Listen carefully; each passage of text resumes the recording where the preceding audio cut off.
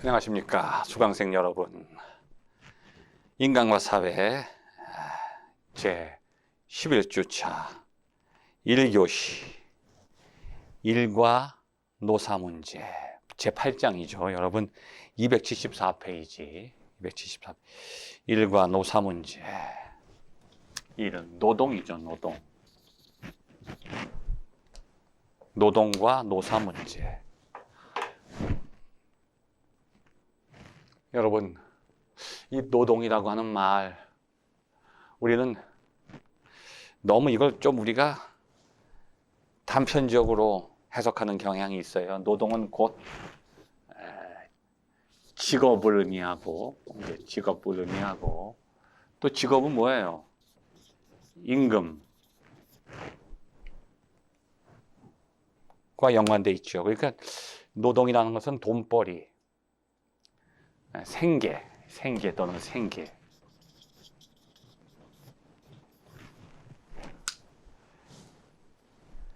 노동을 생계 유지 수단으로 그렇게들 많이 생각해요. 그러니까 노동하지 않는 사람은 생계 유지 수단이 없다. 무산계급이다. 그런데 이 노동의 의미를 지금 우리가 좀 넓혀야 되는 시대에 왔어요. 왜 넓혀야 되냐면 모든 인간은 노동하거든요. 근데 그 노동이 먹고 사는 것 때문에 하는 건 아니에요.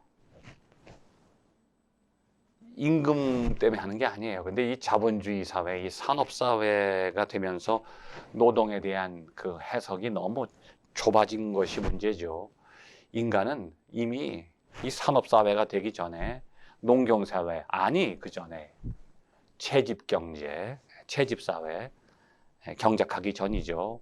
유목사회, 사냥하고 유목생활을 하면서 채집했던 그런 시대에도 인간은 노동했어요. 이 노동이라고 하는 건 뭐냐면 생계 유지가 아니라 자기가 어떤 것을 밖으로 표현하는 거예요. 인간이 가지고 있는 어떤 자신의 욕구 아니면 생각들을 표현하는 거죠. 말하자면 자기 표현 또는 칼 막스에 의하면 자기 대상화, 자기를 대상화하는 거예요. 그러니까 모든 인간은 다 노동을 하는데 굳이 임금을 받지 않아도 자기 자신을 하루 아니면 일주일 자신의 삶을 통해서 자꾸 드러내려고 하죠. 오늘 하루의 시간 가운데 여러분이 여러 가지 행동들을 했을 거예요. 삶의 모습을 표현했어요. 근데 그 가운데 가장 여러분이 가치 있게 여기고 본질적으로 행동하는 것들이 뭔가 있을 겁니다. 특히 여러분은 이 시간 공부하잖아요. 학생에게 가장 본질적인 자기 표현, 자기 대상화, 다시 말하면 노동이라고 하는 것은 공부하는 거예요. 그러니까 학생들이 하는 노동은 공부하는 거예요. 그리고 공장에서 일꾼들이 하는 노동은 거기서 일터에서 자신의 직업적인 일을 하는 거죠. 그러니까 인간은 노동하는 존재라는 거예요. 칼 막스의 의견에 의하면 인간은 노동하는 존재고 끊임없이 자기 자신을 표현하는데 그 표현 속에는 자기 자신의 꿈과 이상과 삶의 목표가, 삶의 가치가 담겨 있다는 거죠. 그래서 끊임없이 자기가 노동하면서 자신의 삶의 가치를 실현하고 꿈을 실현하고 자신의 이상을 실현하는 거예요. 그래서 그것을 표현하면서 대상화시켜서 그 안에서 자기가 기쁨과 행복을 누리는 거죠. 그 노동은 참 중요한 거예요. 그래서 노동을 통해서 인간이 발전하고 성장하고 행복을 추구하는 거예요. 그러니까 칼 막스는 그래서 노동을 신성하게 봤어요. 그런데 인간이 그 노동을 통해서 자기가 만족하지 못하고 불행을 느낄 때는 언제냐면 자기가 원하고 기뻐하는 어떤 것을 노동으로 나타내기보다는 자기가 원치 않는 것을 노동으로 표현할 때가 참 힘들잖아요. 쉽게 말하면 여러분이 공부를 하는 것이 여러분의 본질적인 노동인데 공부가 하기 싫어. 할 수 없이 하는 거야. 뭐 여러분 가운데도 나는 다른 것을 하고 싶었는데 내가 할 수 없이 공부 좀 열심히 안 해서 경쟁률이 약한 데로 가다 보니까 지금 내가 전공하는 게 이게 내가 원하는 게 아니야. 2학년 올라가서 전과 해야지. 지금 자기의 전공에 만족하는 학생들이 많지 않아요. 과반수가 만족하지 않는다는 거예요. 이게 뭐냐? 자기가 공부하는 것이 자기가 원했던 게 아니야. 다른 것을 하는 거니까. 그러다 보면 어떻게 되느냐? 그 노동이 자기에게 기쁨과 행복을 주는 노동이 아니라 노동이 스트레스가 돼. 노동이 스트레스가 되면 어떻게 되느냐? 결국은 그것에 의해서 삶이 지배당해요. 어떤 일이 생기냐면 그래서 그 결과는 노동이 자기의 표현이 되지 못하고 자기를 대상화시키지 못한다면 자기로부터 소외당하는 거예요. 노동의 소외.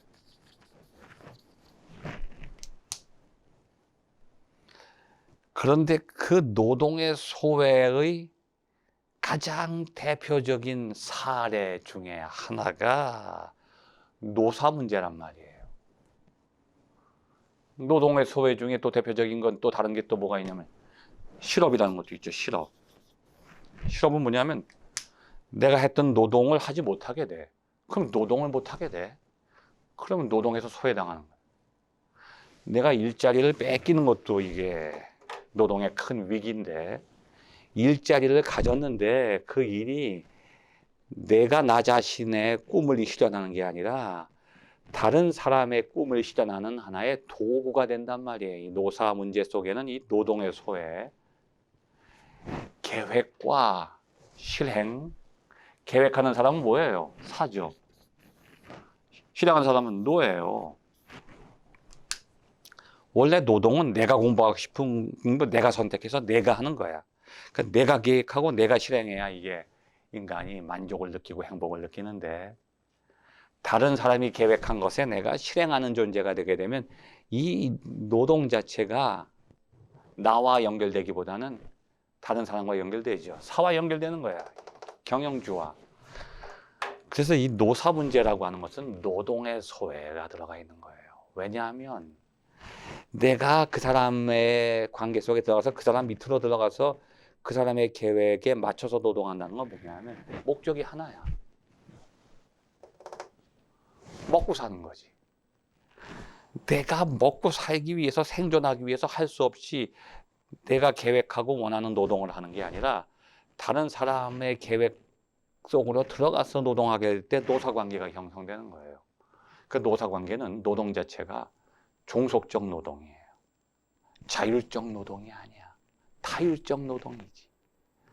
그래서 어떤 노사관계도 완전하지 않고, 아무리 이 노사관계가 정말 잘 갖춰져 있다고 할지라도, 관계가 좋게 형성됐다고 할지라도 100% 완전할 수 없는 이유는 뭐냐? 내가 계획한 게 아니에요. 다른 사람의 계획 속으로 내가 들어가기 때문에 노사 문제는 영원한 숙제예요. 100% 해결될 수가 없어. 그러니까 어떤 사회 구조 속이든지 어떤 공동체든지 어떤 기업이든지 노사 문제는 반드시 존재합니다. 해결될 수가 없어요. 우리 협성대학교도 마찬가지예요. 여기 노조가 있잖아요. 한 가족인데요. 이해관계 부딪히면 원수가 돼요. 너무 무서워요. 왜냐하면 결국은 나의 생계 문제가 거기 달려있기 때문이죠. 자, 이런 전이해를 여러분 가지시고, 자, 274페이지. 사람들은 사회 구성원으로 태어나 성장하게 되면서 어떤 형태건 일을 하게 된다. 노동을 하게 되는 거예요. 어떤 노동이든지. 자, 아주 중요한 얘기 나오죠. 전통 사회에서 과거 사회에서는 이 노동이라는 게 자급자족 노동이에요. 아, 이게 무슨 뜻이냐? 내가 노동이 필요할 때만 노동해. 그리고 노동한 결과 생산을 내가 소비해. 생산자와 소비자가 똑같아. 계획하는 사람과 노동하는 사람이 똑같아. 다 통일되는 거야. 생산수단과 노동력도 통일돼. 내가 도구를 가지고 내 땅에서 원하는 것을 노동해서 내가 소비하고, 그 노동이 아주 자체가 내 삶을 풍요롭게 해. 그 노동을 통해서 기쁨이 나오고 노동요가 나오고 노동이 나에게 행복을 주는 거예요. 그러니까 노동 자체가 신성한 거지. 일과 놀이가 하나가 되는 거예요. 일하는 것이 행복하고 노는 것이고 노는 것이 일하는 거고 노동하는 것이 뭐예요? 놀이가 되는 거예요. 놀이와 노동이 구분되지 않아. 근데 이제 우리 사회에서는 노사 문제에서는 내가 노는 시간이 따로 있고 노동하는 시간이 나눠져. 생활 시간은 좋은 시간, 휴식 시간은 좋은 시간, 노동 시간은 지겨운 시간. 그래서 노동을 피하는 거예요. 근데 과거에는 노동하는 것이 즐거우니까 노동을 통해서 놀이 문화가 형성되고 그게 즐거움이 되고 노동을 통해서 농부가 막걸리 한 잔 촥 마시고 벼를 심을 때 그 자체가 행복하게 되는 거죠. 그런데 이제 산업사회에 접어들면서 자급자족이 아니야. 내가 원하는 것을 내가 소비하기 위해서 생산하는 게 아니라 잉여 생산, 과잉 생산을 해서 이걸 자본을 축적하기 위해서 노동하니까 자급자족이 사라져요. 그때부터 이제 노동에 문제가 생기는 거예요. 현대사회에서의 노동은 주부의 가사노동이나 자원봉사 활동 같은 경우를 제외하면, 그러니까 주부의 가사노동, 자원봉사를 제외하면 경제적 반대급부. 뭐야 이게? 지금 경제적, 내가 노동해서 뭘 얻으려고 하는 거야. 그런데 주부의 가사노동은 아내가 남편한테 내 노동비 줘요. 요즘에 뭐 계산하더라고 250만 원. 자원봉사하면서 돈 주세요. 결국은 돈 때문에 한다는 거야. 경제적 반대급부. 직업이라는 거야, 직업. 우리 시대 노동은 돈 때문에 하는 거예요, 돈 때문에. 임금노동이 되는 거예요. 여기서 문제가 생긴다는 거죠. 산업혁명을 통해 본격적으로 등장한 산업사회의 발전은 많은 사람들로 하여금 이전까지의 신분적인 이해 속에서 벗어나 자유로운 계약을 통해 일하도록 하였고, 근데 여러분, 차라리 과거가 더 나아요. 차라리 봉건 사회로 가서 내가 노예가 되는 게 낫다는 거죠.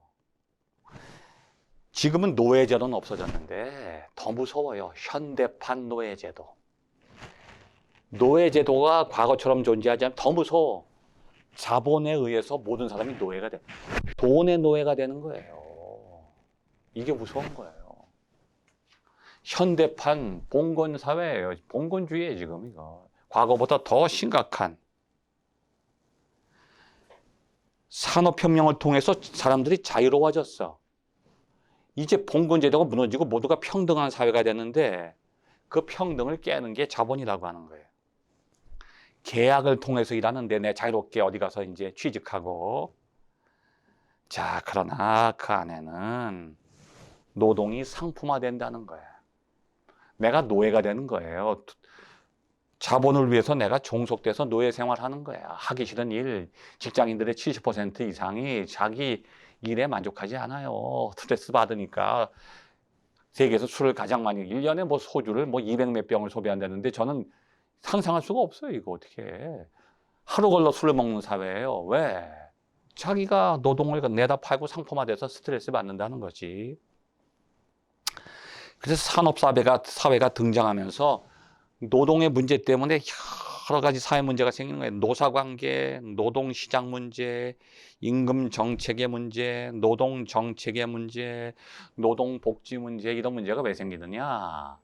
노동이 왜곡된 거예요. 노동이 소외당하는 거죠.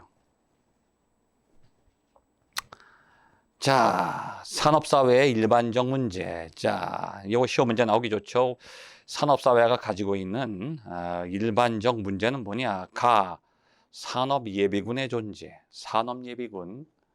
자, 노동자의 인간적 측면이 관심의 대상이 되지 않고 경제적 원칙이 적용되는 과정에서 나타난 산업예비군의 존재는 그 자체가 사회적 불안 요소다. 직장을 얻은 사람들의 위치도 불안하게 되었다는 거죠. 자, 산업예비군은 뭐냐? 자본주의 산업국가에서 고용주는 경제적 원리 때문에, 돈 때문에 노동자를 고용하고 해고하는 거죠. 그래서 노동도 상품이 되는 거예요. 수요 공급. 인간이 수요 공급 안으로 들어가는 거예요. 상품처럼. 고용주는 노동력을 살 때 값싼 물건, 가성비 있는 물건 사듯이 사람을 산다는 거죠. 노동력을 팔기 위해 거리를 떠도는 산업예비군. 뭐야 이게? 실직자예요. 실직자. 산업사회에서 이 문제, 큰 문제 중에 하나가 실직자 문제죠. 그리고 요즘에는 이제 인공지능 시대가 되잖아요. Artificial Intelligence. 정보사회가 되면서 4차 산업혁명이 일어나니까 그만큼 일자리가 더 줄어요. 산업예비군은 더 많아진다는 거예요. 이 좋은 얘기로 산업예비군이지. 실업자예요, 실업자. 실업자 문제는 더 큰 문제로 지금 대두다는 거예요. 앞으로 4차 산업혁명의 시대는 실업의 시대야. 그러니까 고용 없는 성장. 고용을 안 해. 실업자는 많아. 그런데 산업은 발전해. 왜? 인간이 일을 안 해도 인공지능이 대신 일을 해주니까 고용이 없이 성장하는 거예요. 무서운 시대죠. 자, 두 번째 문제가 뭐냐면 노동자 소외. 인간이 만들어낸 기계가 인간으로부터 독립하여 인간 위에 군림해요. 기계에 대한 인간 노동자의 소외 문제가 지금 대두되고 있는 거죠. 자, 그 다음에 또 무슨 문제냐? 다번 세 번째, 물질주의와 풍요 속의 빈곤. 자, 인간관계가 궁극적으로 화폐 상품 관계로 전환돼. 사람과 사람이 만났는데 사람으로 만나는 게 아니에요. 화폐와 상품의 관계로, 돈과 상품의 관계로 만난다는 거죠. 이걸 인간관계의 물화. 인간이 물질이 돼버린다는 거예요. 이게 바로 물질주의의 가장 결정적인 문제죠. 자, 풍요 속의 빈곤. 이러한 물질적인 풍요 속에 인간다움과 인간성은 점점 메말라간다는 거죠. 그런데 우리 사회는 결국은 자본을 숭배하는 사회로 발전하고 있다는 거죠. 모든 것들이 돈과 교환되는 상황에서 돈을 가지면 모든 것을 살 수 있어요. 이게 무서운 거예요. 여러분, 돈은 아무것도 아니에요. 그냥 그 종이에다가 인쇄한 거예요. 그게 무슨 가치가 있어요.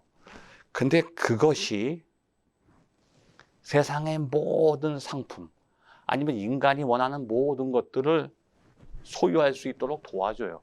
교환하는 거지. 그러니까 돈만 있으면 모든 것을 내가 다 가질 수가 있어. 욕망을 현실화시키는 거지. 그래서 돈이 무서운 거예요. 돈을 숭배하는 거예요. 마치 미국 달러 화폐 지폐 속에 보면 In God we trust. 우리는 신을 믿는다. 그러는데 그게 왜 돈에 붙어 있어요? 돈이 신이라는 거예요.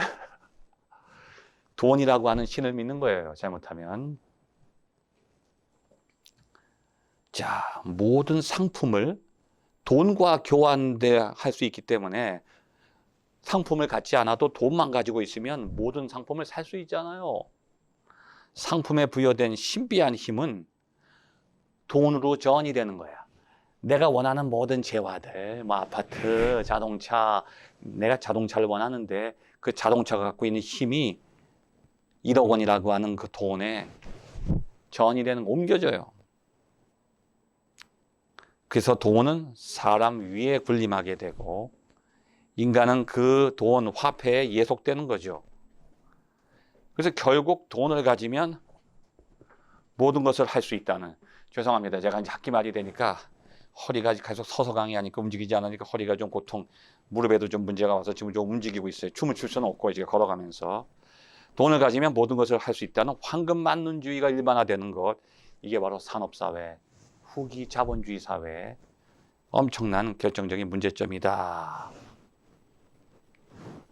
그런데 사람들은 충분히 풍요를 누리고 있으면서도 상대적 빈곤을 느껴요. 이게 풍요 속의 빈곤이라는 게 절대적인 빈곤을 말하는 게 아니에요. 내가 벤츠를 타고 다니는데 쭉 가다 보니까 누가 람보기니를 타요. 그럼 그 순간 나는 가난하게 느끼는 거야. 나는 여러분 그런 거 많이 느껴보셨잖아요. 중국집에서, 중화요리집에서 짜장면을 시켜서 맛있게 먹는데 누가 내 앞에서 탕수육을 먹어. 그 순간 짜장면이 맛이 없어지잖아요. 이게 상대적 빈곤이라는 거예요. 이 자본주의 사회는 더 가진 사람 때문에 덜 가진 사람들이 빈곤을 느끼는 그런 시대예요. 이게 양극화죠, 양극화. 참 슬픈 거예요. 여기 보면 결핍의 심리를 강박관념으로 갖게 되는 건, 나는 결핍되지 않은데 다른 사람보다 부족하다고 하는 것을 통해서 결핍의 심리를 느끼게 된다는 거죠. 소비자들이 시장으로부터 계속해서 보다 새롭고 좋은 물건들을 제공을 받고 있지만 그 모든 것을 소유할 수 없어요. 그러니까 내가 다 소유할 수 없다는 것 때문에 불안과 초조감에 휩싸여서 풍요 속의 빈곤을 느낀다는 거죠. 이 비교의식, 여러분 비교하지 마세요. 욕심 부리지 마세요. 내가 원하는 것을 내가 얻게 되면 그거를 만족해야지, 다른 사람이 나보다 더 갖고 있다고 해서 그것 때문에 빈곤함을 느끼게 되면 마치 이서부가에서 강아지가 고기 물고 지나가다가 물속에 자기보다 더 큰 고기를 물은 강아지가 보이니까 그거 욕심 부리다가 입에 있는 걸 놓치잖아요. 자, 그 다음에 이제 여러분 276페이지 책, 이번에 노사관계 문제. 노사관계 문제. 이건 쭉 아까 설명했던 내용들은 여기 나오니까 넘어가고, 이 시간 우리가 공부할 내용은 노사관계의 유형. 이것도 시험 문제 나오기 좋죠. 노사관계의 유형.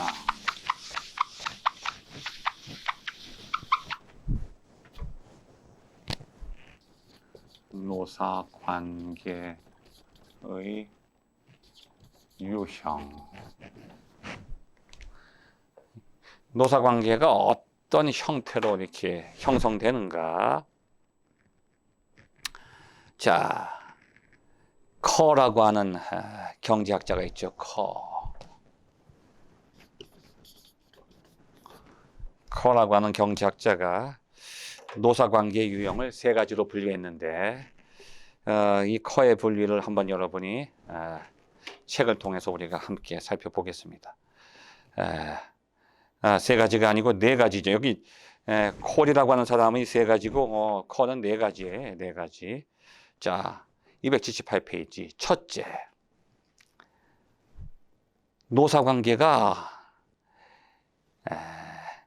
크게 네 가지인데 항상 학자들은 하나, 둘, 셋, 넷, 다섯 그러면 다섯 번째 자기의 의견을 집어넣어요. 결론적으로.